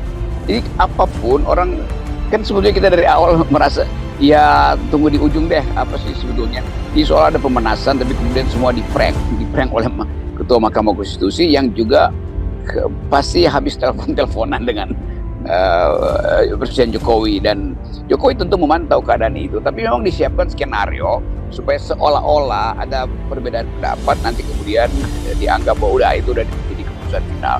Tapi yang lebih masuk akal untuk kita lihat yaitu publik yang nggak peduli lagi kan. Publik bahkan makin merasa bahwa itu yang diputuskan kemarin itu ada keinginan personal dari seorang yang sekarang menjadi Presiden Republik Indonesia. Cuman itu, dengan kata lain, orang menganggap bahwa semua yang masih mendukung Presiden itu sebetulnya udah kehilangan akal sehatnya tuh.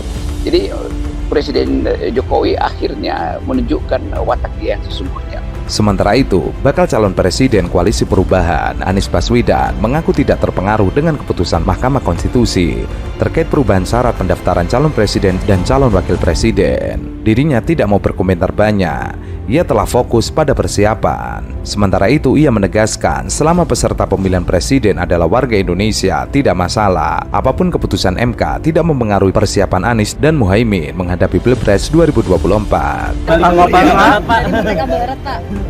pertanyaan itu? Jadi terkait dengan putusan MK itu yang sudah bilang boleh umur usia 40 tahun dan usia teman-teman silakan dan pernah menjabat sebagai kepala daerah.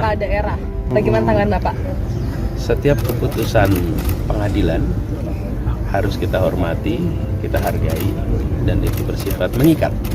Jadi keputusan itu kita hormati, kita hargai, dan bagi kami fokusnya adalah untuk mendaftar pada tanggal 19 besok. Jadi tidak ada hal yang mengganggu fokus. Sepanjang hari juga kita fokusnya pada persiapan untuk tanggal 19. Oke. Tapi Pak, jadi ada potensi lawannya Bapak besok anaknya presiden, Pak. Gimana? Yang masih menjabat sebagai gubernur juga. Kontestasi Wali kota. Kita belum tahu. Yang kita sudah tahu adalah keputusan MK tentang siapa yang nanti menjadi pasangan. Kita belum tahu sekarang. Jadi sebelum ada kepastian saya juga tidak mau berspekulasi. Maka itu kita fokusnya pada pendaftar. Sebagaimana diketahui, Hakim Konstitusi Guntur Hamzah menjelaskan alasan mengapa Mahkamah Konstitusi memperbolehkan seorang yang belum berusia 40 tahun mencalonkan diri sebagai presiden atau wakil presiden selama memiliki pengalaman sebagai kepala daerah. Guntur Hamzah berpendapat batasan usia minimal capres-cawapres 40 tahun akan menghalangi generasi muda menjadi pemimpin negara. Pembatasan usia yang hanya diletakkan pada usia tertentu tanpa dibuka syarat alternatif yang setara merupakan wujud ketidakadilan yang intolerabel dalam kontestasi pemilihan presiden atau wakil presiden. Adapun keputusan ini berlaku mulai pemilihan presiden 2024 mendatang.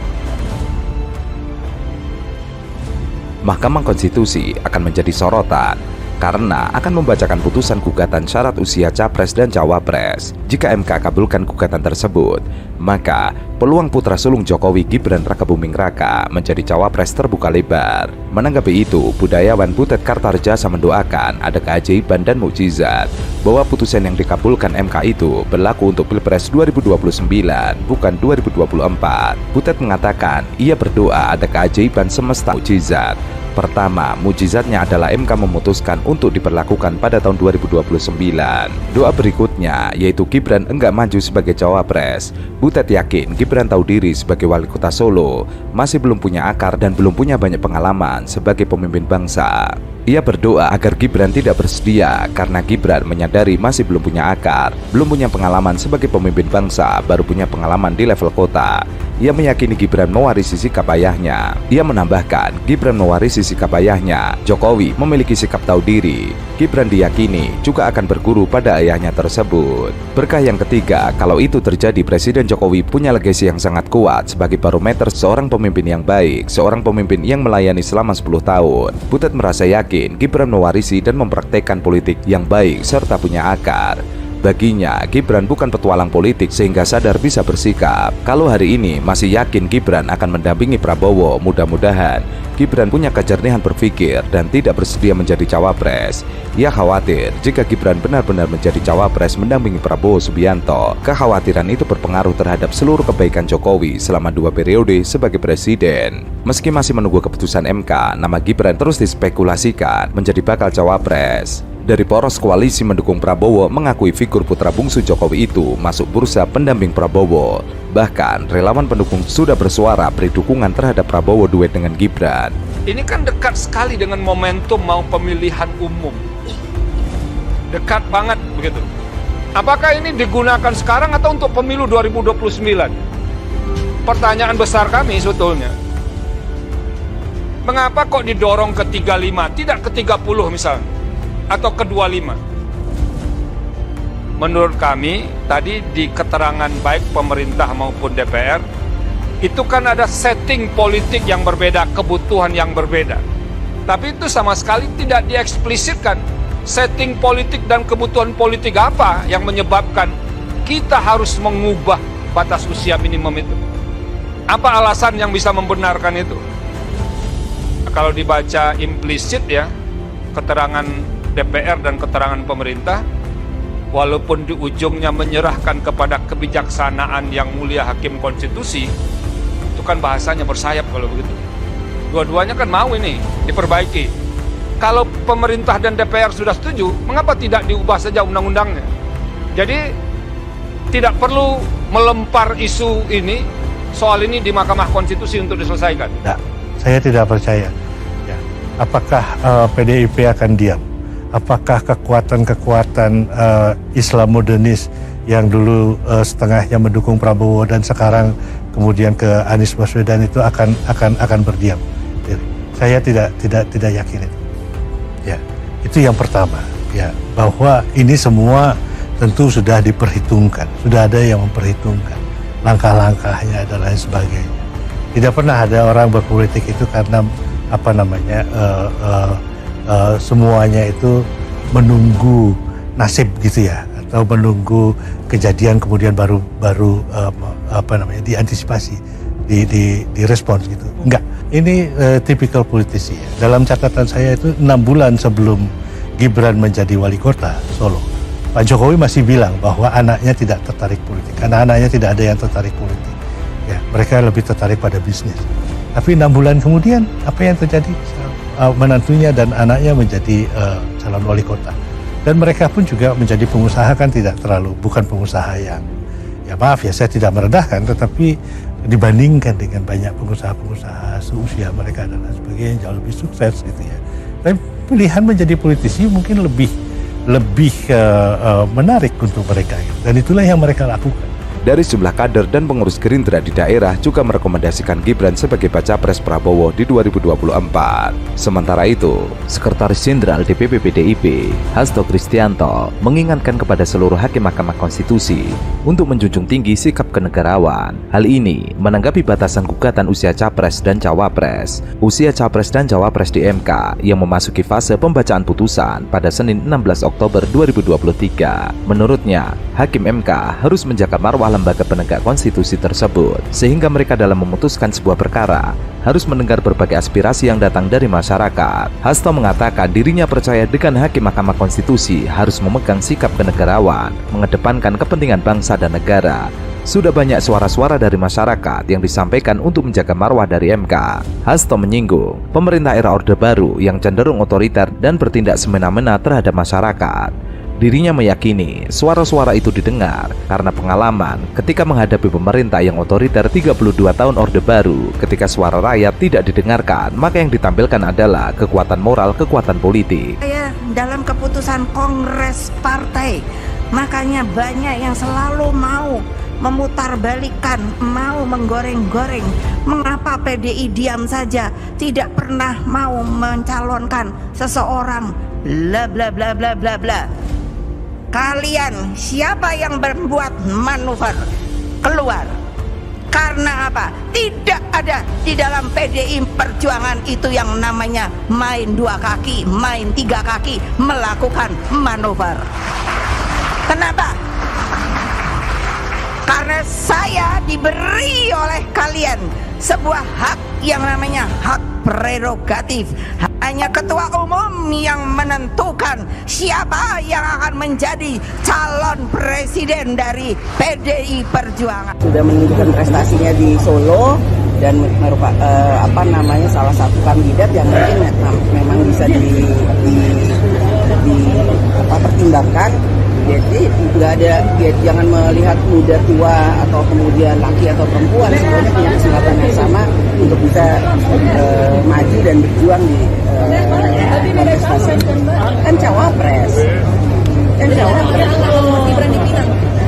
Ya kan yang meminang kan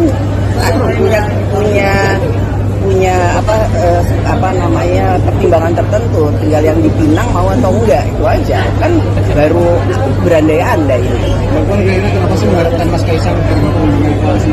Pengalaman kita ketika menghadapi pemerintahan yang otoriter 32 tahun Orde Baru, ketika suara rakyat tidak didengarkan, maka yang tampil adalah kekuatan moral, kekuatan politik kebenaran. Maka kami meyakini Mahkamah Konstitusi juga mendengarkan seluruh aspirasi yang disuarakan rakyat, termasuk apa yang terpendam adalah muatan perintah konstitusi bahwa hakim Mahkamah Konstitusi harus memiliki sikap kenegarawanan. Meski begitu, dirinya masih meyakini bila hakim MK bisa menjaga marwah lembaganya dan mendengarkan seluruh aspirasi masyarakat. Hasto meyakini Mahkamah Konstitusi juga mendengarkan seluruh aspirasi yang disuarakan rakyat, tapi yang terpenting adalah muatan perintah konstitusi bahwa hakim MK harus memahami sikap kenegarawan. Komentar Bang Rocky.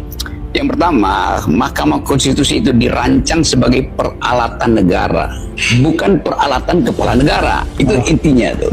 Dan sekarang yang kita lihat adalah MK itu disuruh-suruh aja oleh kepala negara tuh. Karena proses yang di awal kecurigaan kita akan ada pembicaraan makan malam antara ketua MK dan Presiden Jokowi karena ikatan perkawinan tuh. Itu buruknya tuh. Dan kita ingin ingatkan bahwa MK jangan sampai di akhir masa jabatannya itu dinilai atau diingat sebagai perusak demokrasi itu. Itu yang sedang kita bahas sebetulnya dalam di masyarakat sipil. Fungsi MK ini betul-betul menghina akal sehat kita tuh. Jadi sebetulnya kalau ada semacam persidangan rakyat yang mesti dibubarkan pertama adalah MK tuh. Karena MK membatalkan kedaulatan rakyat. Kan itu intinya kan. Arti untuk memajukan orang yang punya privilege tertentu. Dalam hal ini anaknya seorang presiden. Melulu sebenarnya kan tumpuannya itu. Kalau kita mau lihat kapasitas politik ya, terus terang saja nih saya. Dan itu artinya dengan memaksakan seperti itu berarti sudah merusaknya dalam konteks itu. Tapi yang kedua juga karena jadinya Mahkamah Konstitusi betul-betul didorong ya dengan segala cara. Termasuk ini jokesnya sudah banyak keluar, meme-nya sudah banyak keluar. MK itu sekarang jadi mahkamah keluarga misalnya seperti itu karena kita tahu pamannya Gibran adalah ketua Mahkamah Konstitusi. Nah jadi merusaknya karena usia calon wakil presiden dan calon presiden tidak seharusnya diputus oleh lembaga yudikatif. Itu tugasnya DPR dan pemerintah. Jadi mendorong menggunakan segala cara. Yang saya khawatirkan sistemnya jadi rusak. MK-nya juga akan berkurang legitimasinya karena dia makin diridikul terimanya ya. Jadi harusnya tetap 40 tahun. Nah, tapi kan kita harus membaca juga situasi politik bahwa sudah ada beberapa kali penundaan dan sudah ada beberapa kali pembicaraan bahwa ada dorongan supaya MK pada akhirnya akan mengabulkan permintaan ini. Jadi ada yang saya dengar sih perkiraannya kemungkinan besar akan dikabulkan nih oleh Mahkamah Konstitusi. Viral video Ketua MK Anwar Usman memberikan pernyataan bahwa Nabi Muhammad SAW mengangkat Panglima Perang umur 16 tahun dan juga Muhammad Al-Fatih yang saat muda sudah menaklukkan dunia. Hal itu diduga netizen untuk memuluskan jalan Gibran menjadi cawapres Prabowo. Pro kontra pasti ada. Nah termasuk tadi masalah usia batas minimal. Saya sekali lagi tidak bermaksud karena belum putus ini. Insya Allah pemeriksaannya sudah selesai, tinggal nunggu putusan. Saya sudah kasih contoh tadi bagaimana Nabi Muhammad mengangkat seorang panglima perang umur 19 tahun. Muhammad Al-Fatih yang melawan kekuasaan Bizantium menjadikan mendobrak Konstantinopel sekarang menjadi Istanbul. Usianya berapa? 17 tahun. Saya tidak menyinggung ini ya, apapun putusan. Jangan dikaitkan dulu, ini nggak boleh saya bicara. Tapi memang betul, banyak Perdana Menteri Inggris juga yang sekarang umurnya berapa? Coba cek di Google. Yang dulu-dulu juga di beberapa negara. Namun, hal tersebut ditanggapi santai oleh Ketua Umum PKB Muhaimin Iskandar atau Caimin yang menyerahkan keputusan gugatan batas usia Capres dan Cawapres ke Hakim Mahkamah Konstitusi. Ia bersama Anies siap melawan siapapun di 2024. Ia mengajak semuanya untuk menghormati apapun keputusan MK. Ia mengaku menunggu sampai hari ini belum tahu apakah sudah sidang atau belum. Yang penting MK harus mempertanggungjawabkan, transparan, akuntabel di dalam pengambilan keputusan. Caimin merespon anggapan prediksi di luar yang mengaitkan keputusan MK untuk meloloskan Wali Kota Solo Gibran Rakabuming Raka menjadi kandidat cawapres. Ia tidak ingin berspekulasi dan memilih untuk bersabar. Ia menunggu apakah sudah sidang atau belum, terus keputusannya apa dan bagaimana akan dijelaskan oleh MK daripada berspekulasi. Prinsipnya negeri ini negeri hukum. Semua kewenangan diserahkan sepenuhnya kepada MK. Kita meyakini hakim-hakim bersifat jujur, bertanggung jawab kepada Tuhan, bertanggung jawab kepada bangsa dan negara. Karena itu kita tunggu saja, apapun keputusan hakim-hakim adalah memang kewenangan untuk memutuskan perkara. Caimin mengatakan siapapun lawan Amin pihaknya akan siap. Hal itu sudah menjadi komitmen bersama dengan partai pengusung. Untuk diketahui, keputusan gugatan usia capres menjadi pertaruhan marwah Mahkamah Konstitusi. MK akan membacakan putusan itu pada Senin. Banyak kalangan pesimis MK dapat netral, bahkan menilai jika MK akan mengabulkan permohonan batas usia minimal dan pernah berpengalaman menjadi kepala daerah dan wakil kepala daerah karena Ketua MK Anwar Usman juga adik ipar dari Jokowi. Secara normatif berdasarkan pasal 24 ayat 1 Peraturan Mahkamah Konstitusi nomor 2 tahun 2012 menyebutkan mekanisme pengambilan keputusan berdasarkan musyawarah 9 hakim. Namun dengan adanya relasi kuasa atas hubungan keluarga yang mulia Ketua MK, banyak kalangan mencurigai pada pengambilan putusan 9 hakim MK akan terjadi tekanan politik yang kuat karena posisi relasi kuasa yang mulia Ketua Hakim sekaligus adik ipar Presiden itu tentulah menjadi sangat berpengaruh. Muncul perdebatan seru saat persidangan. Keseruan bermula saat DPR dan pemerintah tidak memberikan pendapat apapun atas gugatan itu dan malah menyerahkan ke MK untuk menilainya. Padahal biasanya DPR dan pemerintah akan selalu mempertahankan undang-undang yang diuji. Menkumham dan Mendagri juga seakan senapas dengan DPR. Mereka sependapat bila masalah batas usia diputus oleh MK. Bahkan berdasarkan keterangan tersebut, pemerintah menyerahkan sepenuhnya kepada kebijakan yang mulia Ketua dan anggota Majelis Hakim Mahkamah Konstitusi Republik Indonesia. Ini kan dekat sekali dengan momentum mau pemilihan umum. Dekat banget begitu. Apakah ini digunakan sekarang atau untuk pemilu 2029? Pertanyaan besar kami sebetulnya. Mengapa kok didorong ke 35, tidak ke 30 misalnya, atau ke 25?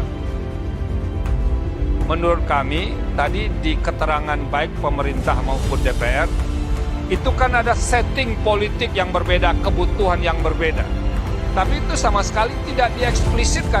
Setting politik dan kebutuhan politik apa yang menyebabkan kita harus mengubah batas usia minimum itu?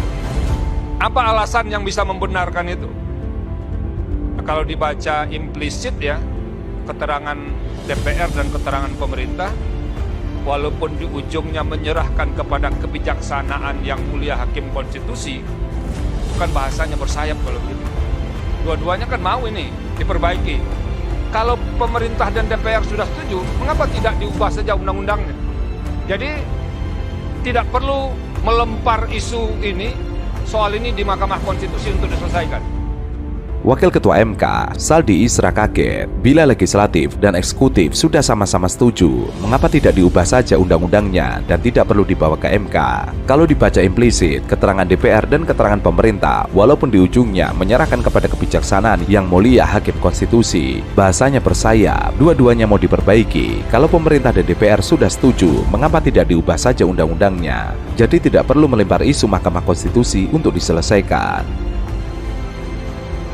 Pertama, diksi imajinatif gini selalu dibangun di framing ya, menguap sebagai suatu benturan-benturan politik yang mana kita tidak tahu apakah itu bagian dari teori bakar rumah atau itu sengaja diciptakan supaya ada keresahan di dalam kader. Tetapi saya ingin yakinkan bahwa karena PDIP memiliki kader-kader yang kualitasnya excellent, mungkin nilainya A+ kalau di mata kuliah ya. Sehingga bagi PDI situasi seperti ini adalah sesuatu yang membuktikan bahwa PDIP memiliki kualitas yang lebih unggul dari partai yang lain. demokrasi yang terjadi di Republik ini, dan kalau kita komparatifkan dengan Amerika, Partai Republik tidak pernah merebut atau istilah lain mencawe-cawe kader Partai Demokrat, apalagi untuk dijadikan capres atau cawapresnya. Kita jangan lupa bahwa dalam politik itu ada etika, ada kader partai lain punya cara etika politik yang benar kalau ingin mengakuisisinya untuk menjadi pasangan capres atau wapres partai lain. Dan yang diperebutkan sekarang adalah para kader PDIP. Tapi ada etika politik lah yang harus juga dijaga bersama. Jangan lost control to politik sehingga semua cara halal untuk menaikkan elektabilitas politik itu kita juga punya etika bahwa yang diperebutkan itu kan kader partai politik kader partai politik, katakanlah kader partai PDIP, dan untuk mengakuisisinya atau memperebutkannya tentu harus ada etika. Bagi kami sih dari PDIP gembira saja melihat suasana seperti ini, bahwa kami bisa membaca kegundahan-kegundahan apa yang lagi dirasakan oleh kompetitor kami dalam politik. Sekretaris Jenderal DPP PDIP, Hasto Kristianto, mengingatkan kepada seluruh hakim Mahkamah Konstitusi untuk menjunjung tinggi sikap kenegarawan. Hal ini menanggapi batasan gugatan usia Capres dan Cawapres. Usia Capres dan Cawapres di MK yang memasuki fase pembacaan putusan pada Senin 16 Oktober 2023. Menurutnya, Hakim MK harus menjaga marwah lembaga penegak konstitusi tersebut, sehingga mereka dalam memutuskan sebuah perkara harus mendengar berbagai aspirasi yang datang dari masyarakat. Hasto mengatakan dirinya percaya dengan Hakim Mahkamah Konstitusi harus memegang sikap kenegarawan, mengedepankan kepentingan bangsa dan negara. Sudah banyak suara-suara dari masyarakat yang disampaikan untuk menjaga marwah dari MK. Hasto menyinggung pemerintah era Orde Baru yang cenderung otoriter dan bertindak semena-mena terhadap masyarakat. Prinsipnya negeri ini negeri hukum. Semua kewenangan diserahkan sepenuhnya kepada MK. Kita meyakini hakim-hakim bersifat jujur, bertanggung jawab kepada Tuhan, bertanggung jawab kepada bangsa dan negara. Karena itu kita tunggu saja, apapun keputusan hakim-hakim adalah memang kewenangan untuk memutuskan perkara. Pengalaman kita ketika menghadapi pemerintahan yang otoriter 32 tahun Orde Baru, ketika suara rakyat tidak didengarkan, maka yang tampil adalah kekuatan moral, kekuatan politik kebenaran. Maka kami meyakini Mahkamah Konstitusi juga mendengarkan seluruh aspirasi yang disuarakan rakyat, termasuk apa yang terpendam adalah muatan perintah konstitusi bahwa hakim Mahkamah Konstitusi harus memiliki sikap kenegarawanan. Dirinya meyakini suara-suara itu didengar karena pengalaman ketika menghadapi pemerintah yang otoriter 32 tahun Orde Baru. Ketika suara rakyat tidak didengarkan, maka yang ditampilkan adalah kekuatan moral, kekuatan politik. Meski begitu, dirinya masih meyakini bila Hakim MK bisa menjaga marwah lembaganya dan mendengarkan seluruh aspirasi masyarakat. Hasto meyakini Mahkamah Konstitusi juga mendengarkan seluruh aspirasi yang disuarakan rakyat, tapi yang terpenting adalah muatan perintah konstitusi bahwa Hakim MK harus memahami sikap kenegarawan. Sebelumnya, MK telah menjadwalkan sidang putusan uji materi atas pasal dalam Undang-Undang Pemilu yang mengatur tentang batas usia minimal Capres dan Cawapres. Kita tidak boleh mengintervensi hakim, cuma standar ilmiahnya Mahkamah Konstitusi itu adalah sebuah lembaga negatif legislature. Tidak boleh membuat aturan, hanya boleh membatalkan. Yang boleh diputus oleh MK itu bukan kalau tidak disenangi orang, tapi kalau melanggar konstitusi. Misalnya, kalau usia itu berapa sih yang tidak melanggar konstitusi? Nah, kalau mau diubah gimana? Bukan MK yang mengubah. Yang mengubah itu DPR, lembaga legislatif. Nah, MK sudah tahu itu, dan selama ini kalau menyangkut open legal policy, itu MK bukan menolak gugatan tetapi tidak menerima. Ini kan dekat sekali dengan momentum mau pemilihan umum. Dekat banget begitu. Apakah ini digunakan sekarang atau untuk pemilu 2029? Pertanyaan besar kami sebetulnya. Mengapa kok didorong ke 35, tidak ke 30 misalnya? Atau ke 25? menurut kami tadi di keterangan baik pemerintah maupun DPR itu kan ada setting politik yang berbeda, kebutuhan yang berbeda. Tapi itu sama sekali tidak dieksplisitkan setting politik dan kebutuhan politik apa yang menyebabkan kita harus mengubah batas usia minimum itu. Apa alasan yang bisa membenarkan itu? Kalau dibaca implisit ya, keterangan DPR dan keterangan pemerintah, walaupun di ujungnya menyerahkan kepada kebijaksanaan yang mulia Hakim Konstitusi, itu kan bahasanya bersayap kalau begitu. Dua-duanya kan mau ini diperbaiki. Kalau pemerintah dan DPR sudah setuju, mengapa tidak diubah saja undang-undangnya? Jadi tidak perlu melempar isu ini, soal ini di Mahkamah Konstitusi untuk diselesaikan. Pembacaan gugatan terkait usia minimum Capres dan Cawapres tersebut akan digelar pada hari Senin. Sebelumnya, juru bicara MK Fajar Laksono mengkonfirmasi bahwa jadwal yang tertera di situs resmi MK merupakan jadwal resmi.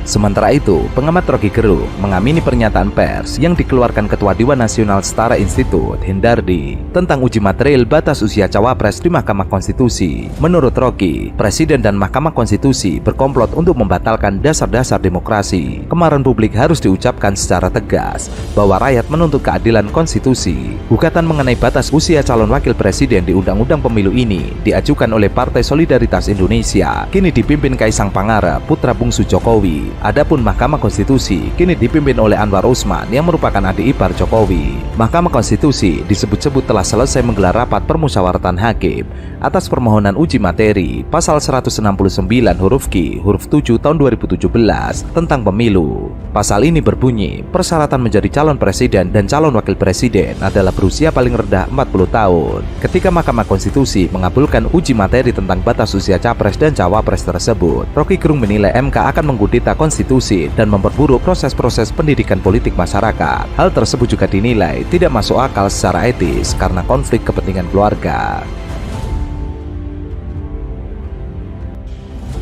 Sekretaris Jenderal PDIP, Hasto Kristianto, merespon isu Jokowi akan pindah ke Partai Solidaritas Indonesia setelah tidak lagi menjabat sebagai presiden. Hasto mengatakan pihaknya tidak mau berspekulasi dengan isu-isu, melainkan fokus pada hal-hal yang bersifat objektif. PDIP berdiri kokoh pada hal-hal objektif, rasional yang melekat dengan kehendak rakyat. Isu tersebut bisa muncul kapan saja dan hampir setiap hari. Jadi, dirinya tidak berbicara isu karena bisa muncul jutaan isu setiap hari. Hasto menjelaskan, PDIP berbicara hal-hal objektif rasional yang berkaitan dengan hajat hidup orang banyak. Itu yang dibahas oleh PDIP dan menjadi fokus dari seluruh gerakan kepartaian. Isu Joko pindah ke PSI muncul setelah putra bungsunya, Kaisang Pangarep, bergabung dengan PSI. Bahkan, kini Kaisang resmi menjadi Ketua Umum PSI menggantikan Giring Ganesha.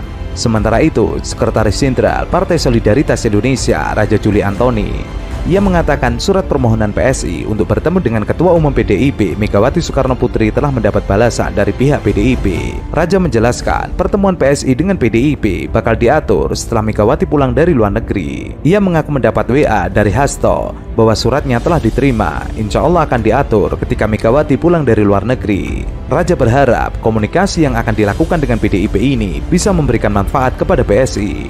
Di surat yang ditandatanganinya, ia memohon audiensi untuk minta nasihat wejangan sekaligus membahas isu kebangsaan. Yang bisa saya sampaikan, selamat untuk Mas Kaisang udah menjadi Ketua Umum PSI. Semoga amanah dan bisa bekerja dengan baik sebagai Ketua Umum. Selamat ya Mas Kaisang. Itu kan saya selalu mengatakan bahwa PDI Perjuangan terbuka, kami akan selalu bersilaturahmi. Namun memang semua partai itu mempunyai strateginya masing-masing dalam merangkul atau kemudian memenangkan capresnya. Jadi ayo Mas Kaisang ikut PDI Perjuangan aja yuk. Belum ada, jujur belum ada, karena kami akan mendengar ke seluruh DPD, DPW aspirasi-aspirasi dari teman-teman di PSI seperti apa, di masyarakat seperti apa. Kami akan kumpulkan semua baru nanti kami bisa putuskan. Untuk sekarang mungkin kemarin Sis Grace, Bro Raja semua sudah sempat dulu mendukung yang satu, terus pernah dekat dengan yang sekarang. Bukan keputusan akhir, karena balik lagi saya akan mendengar dari seluruh aspirasi dari DPD maupun DPW supaya kita nanti bisa solid untuk mendukung capres beliau kita.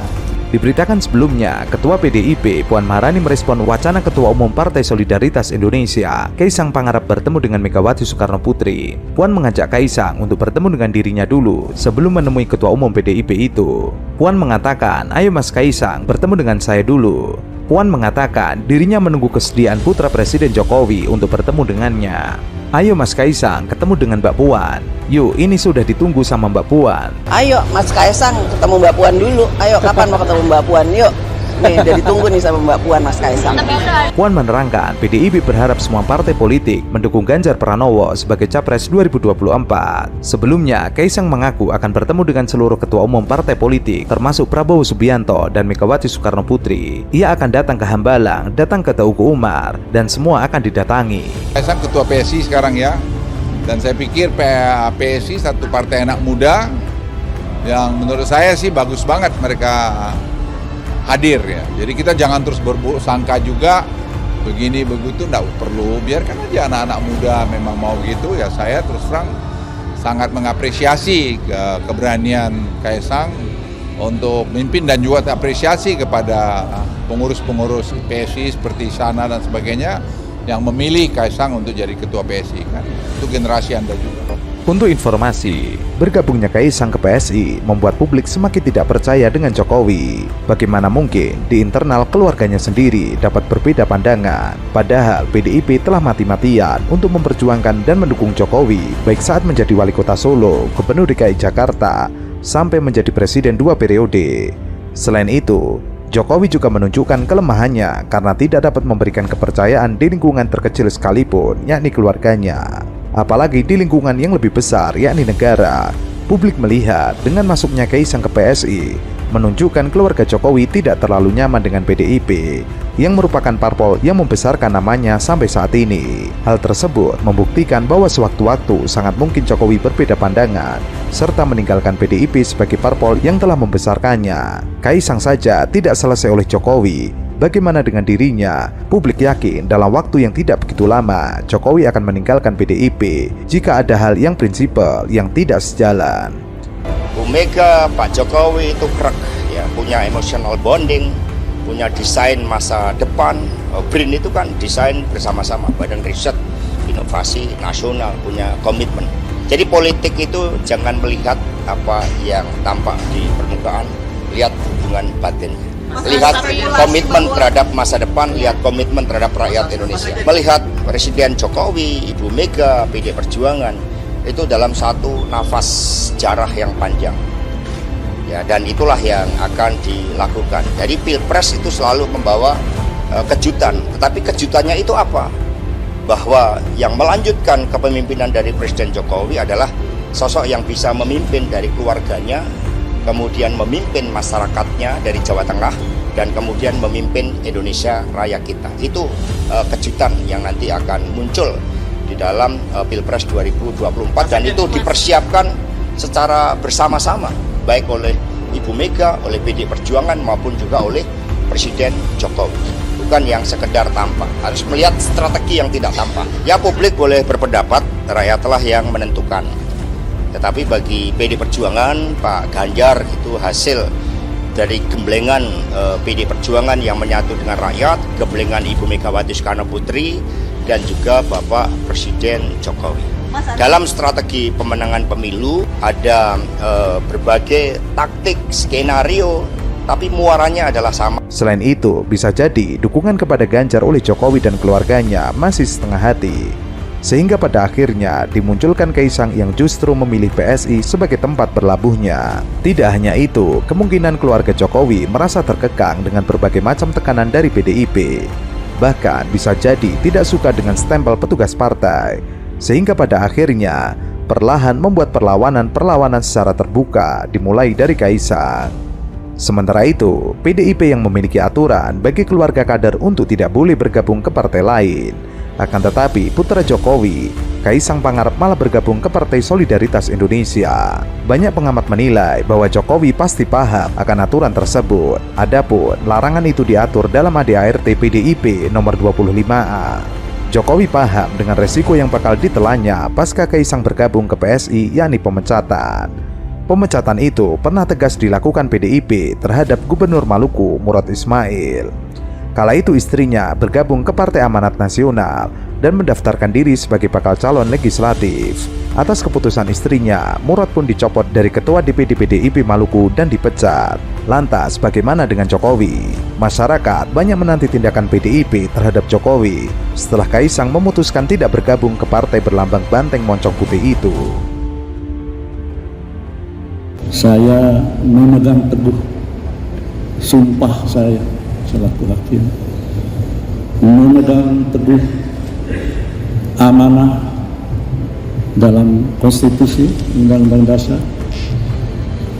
amanah dalam agama saya yang ada dalam Al-Quran, terkait dengan pertanyaan rekan-rekan ataupun berita yang sudah begitu luas, luar biasa, masalah konflik kepentingan dan sebagainya. Mahkamah Konstitusi mengadili norma sebuah undang-undang, bukan seperti peradilan pidana atau perdata di Mahkamah Agung. Yang diadili itu adalah norma pengujian undang-undang. Jadi norma abstrak, itu bukan mengadili fakta atau sebuah kasus. Itu yang bisa kita. Kalau begitu saya tanya Pak, putusan MK kemarin, yang memutuskan memberikan pengecualian, tidak apa-apa, tidak berusia 40 tahun, asal punya pengalaman menjadi kepala daerah. Kan sebelum putusan diucapkan saya sudah berkali-kali bicara di berbagai tempat. MK secara teoritis tidak boleh memutus itu, karena MK itu negative legislature. Tapi begitu itu diputus, ada juga dalilnya bahwa setiap putusan MK Anda suka atau tidak suka, itu mengikat. Final, itu sudah tegas. Saya apa yang kurang tegas suka lagi? Tidak suka, iya, harus diikuti. Iya. Pertanyaan saya, Anda suka tidak suka? Dan Anda suka atau tidak? Saya tidak suka, karena sebelumnya saya sudah bilang itu tidak benar. Tidak benar. Iya. Jadi berarti MK secara fundamental. Iya, salah.